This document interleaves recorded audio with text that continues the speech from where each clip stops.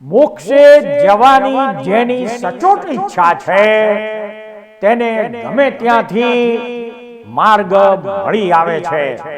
સર્વદા સર્વ કાર્યેષુ નાસ્તિ તેષામ મંગલમ એષામ હૃદિસ્થો ભગવાન મંગલાયતનો હરિ.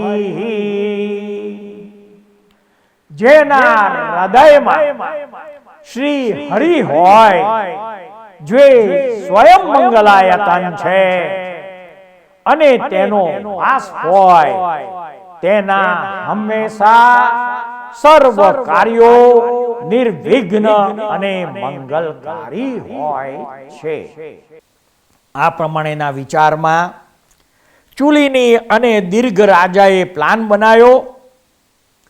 આવો ક્રૂર આશય ધનુમંત્રીના જાણવામાં આવતા તેણે દીર્ઘ રાજા પાસે આવી અંજલિ જોડીને વિનંતી કરી કે મારો પુત્ર વરધનુ કળા જાણનાર અને નીતિકુશળ છે. તે હવેથી મારી જેમ તમારી આજ્ઞા રૂપ રથની ધુરાને વહન કરનારો થાઓ. હું વૃદ્ધ વૃષભની જેમ ગમનાગમન કરવાને હવે અશક્ત થઈ ગયો છું. તેથી તમારી આજ્ઞાથી કોઈ ઠેકાણે જઈને ધર્મ અનુષ્ઠાન કરીશ. મંત્રીના આવા વચનથી આ મંત્રી કોઈ બીજે સ્થાને જઈ કપટ રચીને કાંઈ પણ અનર્થ કરશે એવી દીર્ઘને શંકા થઈ. બુદ્ધિમાનથી કોણ શંકા ન પામે. પછી દીર્ઘરાજે માયા વડે મંત્રીને કહ્યું કે ચંદ્ર વિના રાત્રિની જેમ તમારા વિના આ રાજ્ય અમારે શા કામનું છે. માટે તમે અહીં જ રહીને દાનશાળા વગેરેથી ધર્મ આચરો, બીજે સ્થાને જશો નહીં. દીર્ઘના રાજાના આ પ્રમાણે કહેવાથી સદબુદ્ધિવાળા ધનુમંત્રીએ ગંગા નદીના તીર પર દાનશાળા હોય એવો પવિત્ર મંડપ બનાવ્યો અને પોતે ત્યાં રહીને ગંગા પ્રવાહની જેમ વટે માર્ગો અને અન્નપાન દેવાનો અવિચ્છિન્ન પ્રવાહ ચાલુ કર્યો. પછી દાન, માન અને ઉપકાર વડે પ્રતીતિ યોગ્ય થયેલા પુરુષોની પાસે 2 કોસ દૂરથી સુરંગ કરાવીને લાક્ષાગૃહ સુધી મેળવી દીધી.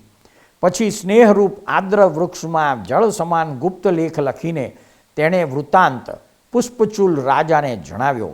તે ખબર જાણી બુદ્ધિમાન પુષ્પચૂલે પોતાની દુહિતાને બદલે હંસીને સ્થાને બગલીની જેમ એક દાસીને મોકલી. પિત્તળની ઉપર ચડાવેલા સુવર્ણ રસ જેવી તે દાસીને લોકો પુષ્પચૂલની પુત્રી જાણવા લાગ્યા. અનુક્રમે આભૂષણોના મણીથી પ્રકાશથી દેતા દાસી નગરમાં પેઠી.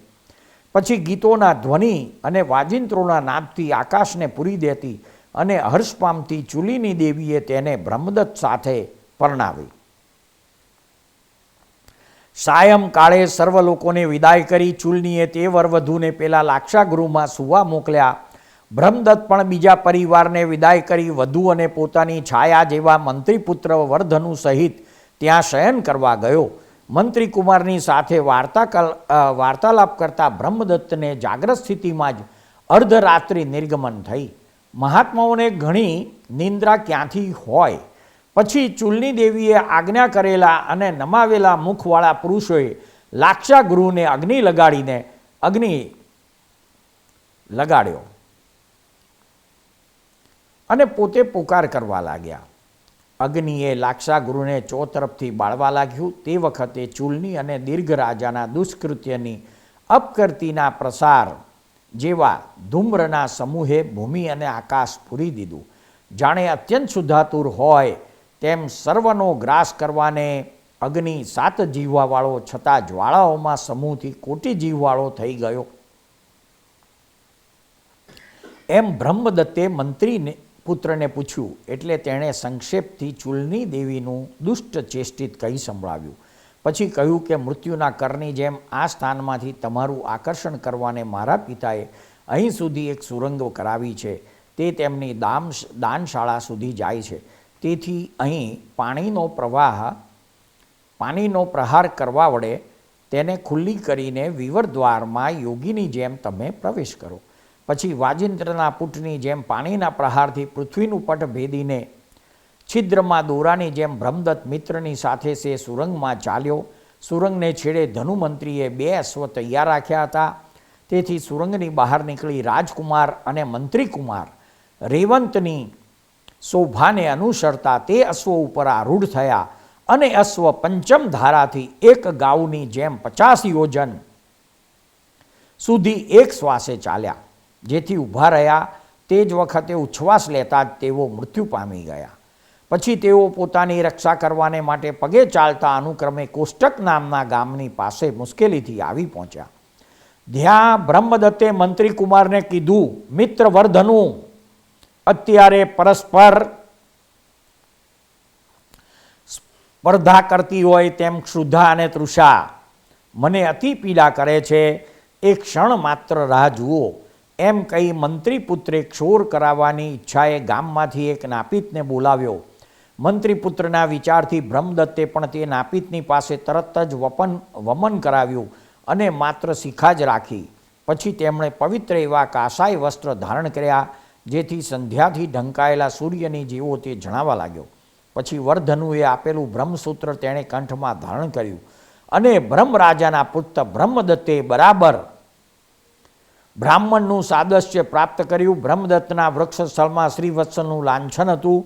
તેને મંત્રીપુત્રે વાદળાથી સૂર્યની જેમ વસ્ત્રને ઢાંકી દીધું. આ પ્રમાણે બ્રહ્મદત્તે સૂત્રધારની જેમ અને મંત્રીપુત્ર વર્ધનુએ વિદૂષકની જેમ બધો વેશ પરાવર્ત કર્યો. પછી પરવણીમાં સૂર્ય અને ચંદ્ર સાથે દેખાય તેમ તેઓ સાથે જ ગામમાં બેઠા. કોઈ ઉત્તમ બ્રાહ્મણે તેમને ભગવાન જાણીને નિમંત્રણ કર્યું અને તેણે રાજા જેવા ભક્તિથી ભોજન કરાવ્યું. પ્રાય તેજના પ્રમાણમાં જ સત્કાર થાય છે. પછી તે બ્રાહ્મણની સ્ત્રીએ કુમારના મસ્તક પર અક્ષત નાખીને 2 શ્વેત વસ્ત્ર અને એક અપ્સરા જેવી કન્યા આગળ ધરી.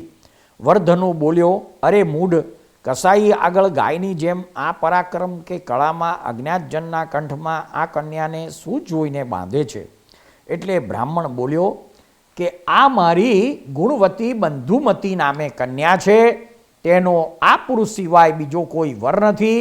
કારણ કે નિમિત્યાએ મને કહ્યું હતું કે આ કન્યાનો પતિ ષટખંડ પૃથ્વીનો પાલક થશે. તે નિશ્ચયથી આ જ પુરુષ છે. વળી તેણે જ મને જણાવ્યું હતું કે વસ્ત્રથી જેણે પોતાનું શ્રીવત્સ લાંછન ઢાંકેલું હોય એવો જે પુરુષ તારે ઘેર ભોજન કરવા આવે તેને તારે આ કન્યા આપવી. પછી તે બંધુમતી કન્યા સાથે બ્રહ્મદત્તનો વિવાહ થયો. ભોગીઓને અણચિંત્યા મનોવાંછિત ભોગ આવી મળે છે. તે રાત્રિ બંધુમતીની સાથે રહી તેને આશ્વાસન આપીને બીજે દિવસે કુમાર ત્યાંથી અન્યત્ર જવા ચાલ્યો, કારણ કે શત્રુવાળા પુરુષો એક સ્થાને સી રીતે રહી શકે. પ્રાતઃકાળે તેઓ એક ગામે પહોંચ્યા. ત્યાં તેઓએ સાંભળ્યું કે દીર્ઘ રાજાએ બ્રહ્મદત્તના બધા માર્ગ રૂંધી લીધા છે. તે સાંભળીને ઉન્માર્ગે ચાલતા તેઓ એક મહાટવીમાં આવી પહોંચ્યા. ત્યાં જાણે દીર્ઘ રાજાના પુરુષો હોય તેમ અનેક ભયંકર શિકારી પ્રાણીઓએ તે અટવીને રૂંધી લીધી હતી. તૃષા લાગેલા બ્રહ્મદત્તને ત્યાં એક વડના વૃક્ષ નીચે બેસીને મંત્રીકુમાર મન જેવા વેગથી જળ લેવા ચાલ્યો. ત્યાં દીર્ઘ રાજાના પુરુષોએ ડુક્કરના બચ્ચાને જેમ શ્વાન રૂંધે તેમ રોષથી વરધનુને ઓળખવાથી રૂંધી લીધો. પછી પકડો પકડો, મારો મારો એમ ભયંકર શબ્દો બોલતા તેઓ તે વરધનુને પકડીને બાંધી દીધો અને સંજ્ઞાથી બ્રહ્મદત્તને જણાવી દીધું કે પલાયન કરો. તેથી તત્કાળ કુમારે ત્યાંથી પલાયન કર્યું, કેમ કે સમય આવે ત્યારે જ પરાક્રમ બતાવી શકાય છે. જેમ આશ્રમી પુરુષ એક આશ્રયથી બીજે આશ્રયે જાય તેમ બ્રહ્મદત્ત વેગથી તે અટવીમાંથી બીજી અટવીમાં જતો રહ્યો. ત્યાં વિરસ અને નીરસ ફળનો આહાર કરતા 2 દિવસ પસાર કર્યા. ત્રીજે દિવસે એક તાપસ તેમના જોવામાં આવ્યો. કુમારે પૂછ્યું, ભગવાન તમારો આશ્રમ ક્યાં છે? એટલે તે તપસ્વીએ તેને પોતાના આશ્રમમાં લઈ ગયો. તાપસોને અતિથિ પ્રિય હોય છે. ત્યાં તેણે કુળપતિને દીઠા, એટલે પિતાની જેમ તેણે હર્ષથી તેને નમસ્કાર કર્યો. અજાણી વસ્તુમાં પણ અંતઃકરણ સત્ય કલ્પના કરે છે. કુળપતિએ તેને પૂછ્યું, હે વત્સ, તમારી આકૃતિ અત્યંત મધુર જણાય છે, તો મરુ દેશમાં કલ્પવૃક્ષ જેમ તમારું અહીં આગમન કેમ થયું છે? બ્રહ્મકુમારે તે મહાત્માનો વિશ્વાસ લાવીને પોતાનો સર્વ વૃત્તાંત કહી બતાવ્યો, કારણ કે પ્રાય તેવા પુરુષોની પાસે કંઈ પણ ગોપ્ય હોતું નથી. બ્રહ્મદત્તનો વૃત્તાંત સાંભળી કુળપતિ ખુશી થયા. તેણે હર્ષથી ગદગદ અક્ષરે કહ્યું કે વત્સ, એક આત્માના 2 રૂપો થયેલા હોય તેમ હું તમારા પિતાનો લઘુબંધુ છું. માટે હવે તમે તમારા ઘેર જ આવ્યા છો તેમ સમજી સુખેથી રહો. અમારા તપડે અમારા મનોરથની સાથે વૃદ્ધિ પામો. અને અનુક્રમે વર્ષાકાળ પ્રાપ્ત થયો. ત્યાં રહીને બળદેવ પાસેથી કૃષ્ણની જેમ તે સર્વશાસ્ત્ર શસ્ત્ર અસ્ત્ર વિદ્યા શીખ્યો. વર્ષા ઋતુ વીત્યા પછી બંધુ જેવી શરદ ઋતુ પ્રાપ્ત થઈ, એટલે તાપસો ફળાદિકને માટે વનમાં ગયા. તે વખતે કુળપતિએ અંદરથી વાર્યો તો પણ બ્રહ્મદત્ત હાથીના બચ્ચાઓની સાથે જેમ નાનું બચ્ચું જાય તેમ તે તેઓની સાથે વનમાં જવા ચાલી નીકળ્યો. આમ તેમ ફરતા બ્રહ્મદત્તે કોઈ હાથીના મૂત્રવિષ્ટા જોયા, એટલે કુશાગ્રમતીવાળા તેણે જાણ્યું કે અહીં નજીકમાં જ કોઈ હસ્તી રહેલો હોવો જોઈએ. પછી તાપસોએ તેને ઘણો વાર્યો, તથાપિ તે હાથીને પગલે પગલે 5 યોજન સુધી ગયો. ત્યાં એક પર્વત જેવો હાથી તેના જોવામાં આવ્યો. એટલે મલ્લ જેમ મલ્લને બોલાવે તેમ નરહસ્તી કુમારે ગર્જના કરી તે ઉન્મત્ત હાથીને નિશંકપણે બોલાવ્યો.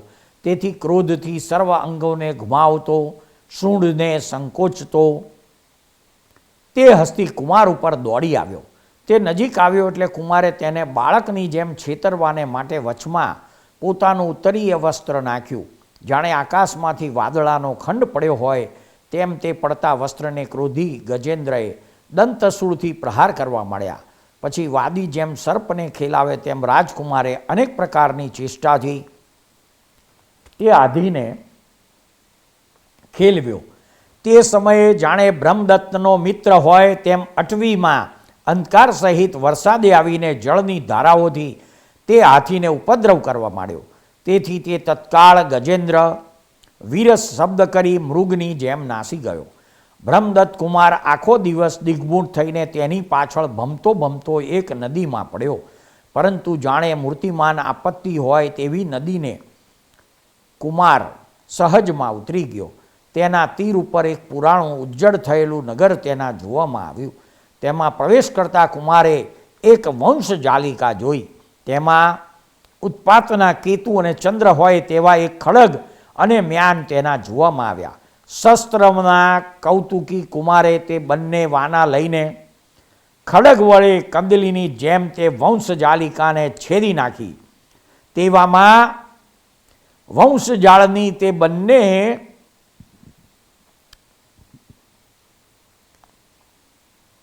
વંશજાળની અંદર જેના ઓષ્ઠદલ ફરકે છે એવું એક મસ્તક સ્થળ કમળની જેમ છેદાઈને પૃથ્વી પર પડેલું તેના જોવામાં આવ્યું.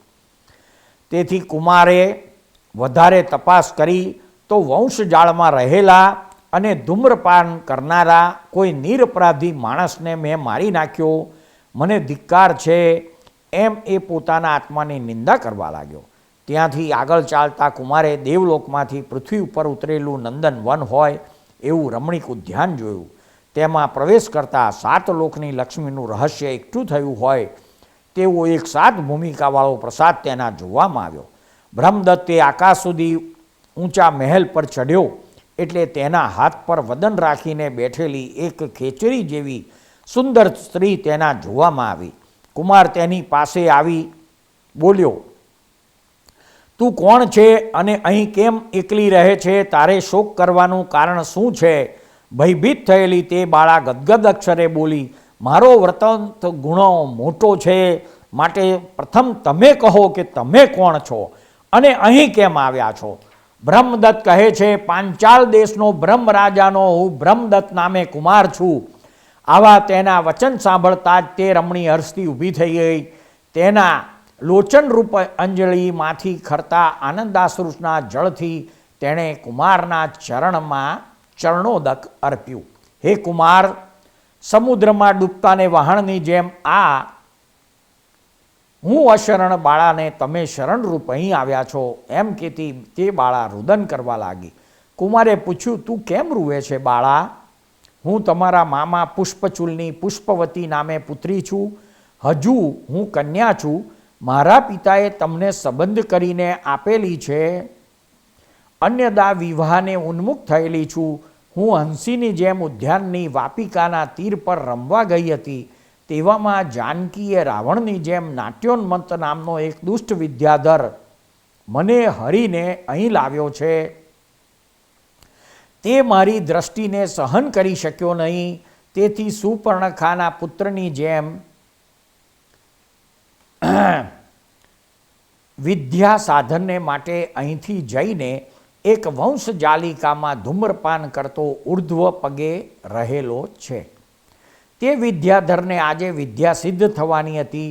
વિદ્યા સિદ્ધ થયા પછી શક્તિમાન થયેલો તે મને પરણવા પ્રયત્ન કરશે. તે સાંભળી કુમારે તેનો પોતે વધ કર્યાનો વૃત્તાંત કહ્યો. તે સાંભળીને તે રમણીને હર્ષ થયો. પછી પરસ્પર અનુરક્ત થયેલા તે દંપતીએ ત્યાં ગાંધર્વ વિવાહ કર્યો. એ વિવાહ મંત્ર રહિત છે, તે છતાં સકામ દંપતીને માટે ક્ષત્રિયોમાં શ્રેષ્ઠ ગણાય છે. પછી વિચિત્ર વાર્તાલાપ વડે તેની સાથે ક્રીડા કરતા બ્રહ્મદત્તે તે ત્રિયામ એક રાત્રિ પસાર કરી. પ્રાતઃકાળે આકાશમાં મૃગલીઓની જેવા ખેચર સ્ત્રીઓના શબ્દ બ્રહ્મદત્તના સાંભળવામાં આવ્યા. એટલે બ્રહ્મદત્તે પુષ્પવતીને પૂછ્યું. પુષ્પવતી સંભ્રમ વડે બોલી, હે પ્રિય, તમારા શત્રુ નાટ્યોન્મત્ત વિદ્યાધરને ખંડા અને વિશાખા નામે 2 બહેનો છે.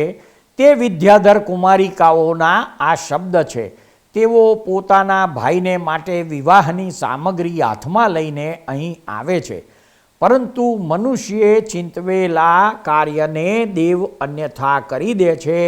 હે સ્વામીન, હમણાં તમે ક્ષણવાર દૂર ખસી જાઓ એટલે હું તમારા ગુણનું કીર્તન કરીને તેમનો તમારી ઉપરનો રાગ વિરાગનો ભાવ જાણી લઉં.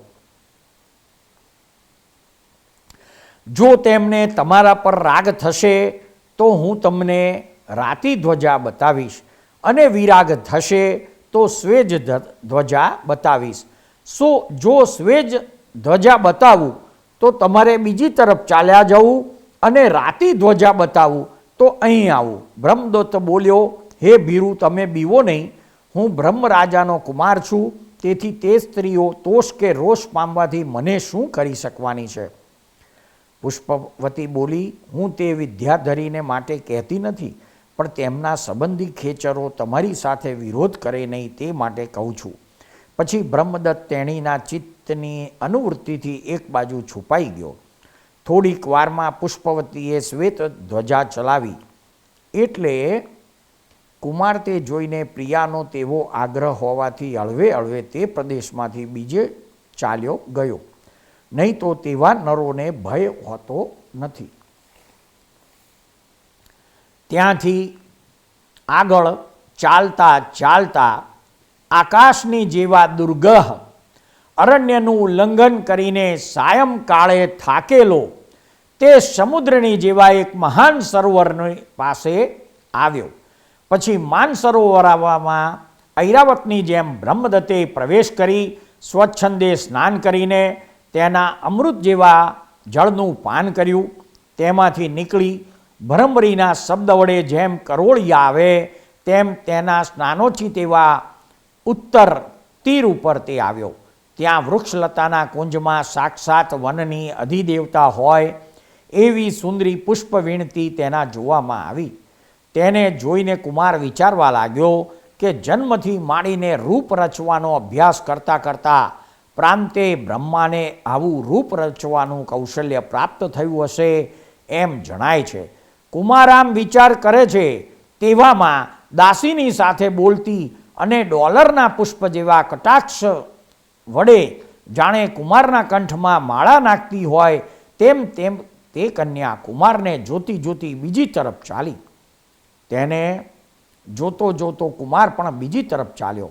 તેવામાં વસ્ત્ર આભૂષણ અને તાંબુલને લઈને એક દાસી કુમાર પાસે આવી. તેણે કુમારને વસ્ત્રાદિક આપીને કહ્યું, ભદ્ર, અહીં જે સુંદર કન્યા તમારા જોવામાં આવી છે તેણીએ સર્વાર્થ સિદ્ધના કોલની જેમ આ સર્વ વસ્ત્રાદિક તમારે માટે મોકલાવ્યા છે અને તેણે મને આજ્ઞા કરી છે કે એ કુમારના પિતાના મંત્રીને ઘેર લઈ જાય, કારણ કે તે સર્વ યોગ્યતા જાણે છે. પછી બ્રહ્મદત્ત દાસીની સાથે નાગદેવ મંત્રીને ઘેર ગયો. તેના સદ્ગુણોથી આકર્ષાયો હોય તેમ મંત્રી તેને જોઈ સામો ઊભો થયો. એટલે મંત્રી રાજ શ્રીકાંતા રાજપુત્રીએ આ મહાભાગને મોકલ્યા છે આવો સંદેશો કહીને દાસી ચાલી ગઈ. મંત્રીએ સ્વામીની જેમ ઉપાસન કરેલા બ્રહ્મદત્તની ક્ષણની જેમ રાત્રિ નિર્ગમન થઈ ગઈ. રાત્રિ નિર્ગમન થયા પછી મંત્રી જેને રાજકુળમાં લઈ ગયા, રાજાએ બાળ સૂર્યની જેમ તેની અર્ધ્યાદિકથી પૂજા કરી. પછી વંશકુળાદિક પૂછ્યા વગર રાજાએ કુમારને પોતાની પુત્રી આપી. ચતુર્જનો સર્વ વૃત્તાંત આકૃતિ ઉપરથી જ જાણી લે છે. પાણી ગ્રહણ સમયે તેના હાથને પોતાનો હાથથી દબાવતો કુમાર જાણે સર્વ બાજુથી અનુરાગને સંક્રમિત કરતો હોય તે કુમારીને પરણ્યો. એક વખતે બ્રહ્મદત્તે એકાંતમાં ક્રીડા કરતા તે રાજકુમારીને પૂછ્યું કે મારું કુળ જાણ્યા વગર તમારા પિતાએ તમને મારી સાથે કેમ પરણાવી? શ્રીકાંતા બોલી, હે સ્વામીન, વસંતપુર નગરમાં સવરસેન નામે રાજા હતો. મારા પિતા તેના પુત્ર છે. મારા પિતામહના મૃત્યુ પછી રાજ્ય ઉપર મારા પિતા આવ્યા, પરંતુ કુરગોત્રીઓએ તેમને ઘણા હેરાન કર્યા. તેથી તે બળવાહન લઈ આ પલ્લીમાં આશ્રય કરીને રહ્યા છે. અહીં રહ્યા છતાં બરુના વૃક્ષને જળના વેગની જેમ તેમણે ભિલ્લ લોકને નમાવી દીધા છે અને ગામ વગેરે ઘાત કરીને ગામ ભાગીને ધાડ પાડીને મારા પિતા પોતાના પરિવારનું પોષણ કરે છે. 4 ઉપાયોને અંતે જેમ લક્ષ્મી પ્રાપ્ત થાય છે તેમ 4 પુત્રો થયા પછી હું તેમને અતિ વહાલી પુત્રી થઈ છું. યૌવનવંતી થઈને પિતાએ મને કહ્યું છે, જે સર્વ રાજાઓ તારી અપેક્ષા કરે છે તેઓને તારે દ્રષ્ટિએ જોવા અને તેમાંથી જે તને યોગ્ય લાગે તેને તારા મને ખબર આપવા. પિતાના આવા વચનથી જ્યારે ચક્રવાકીની જેમ હું તે સરોવર પર રહી સર્વપાથજનોને જોતી હતી, તેવામાં તમે અહીં આવી ચઢ્યા અને મારું પાણી ગ્રહણ કરીને મને કૃતાર્થ કરી. સૃષ્ટિના અદ્ભુત રહસ્યો નામાભિધાનથી અલંકૃત થયેલી ધારાવાહિક કથા ના આ એપિસોડને શાંતિથી ધીરજપૂર્વક સાંભળનાર પ્રત્યેક શ્રોતાનો તથા આ એપિસોડ નિહાળનાર પ્રત્યેક દર્શકોનો અમો સાચા અંતસ્કરણપૂર્વક ખૂબ ખૂબ આભાર માનીએ છીએ. જય સચ્ચિદાનંદ.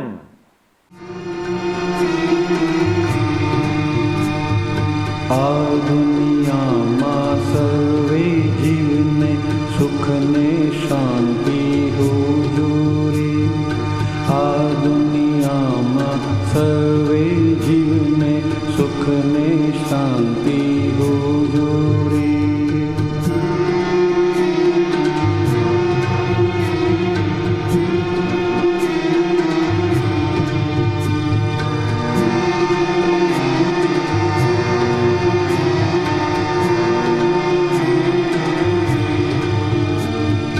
મનથી પણ કોઈ જીવનું બુરો વિચારે ના હોજો રે. મનથી પણ કોઈ જીવનું બુરો વિચારે ના હોજો રે. સામાન્ય ઉપકારક બુદ્ધિ અહિંસક ચિંતવન હોજો રે. સામાન્ય ઉપકારક બુદ્ધિ અહિંસક ચિંતવન હોજો રે.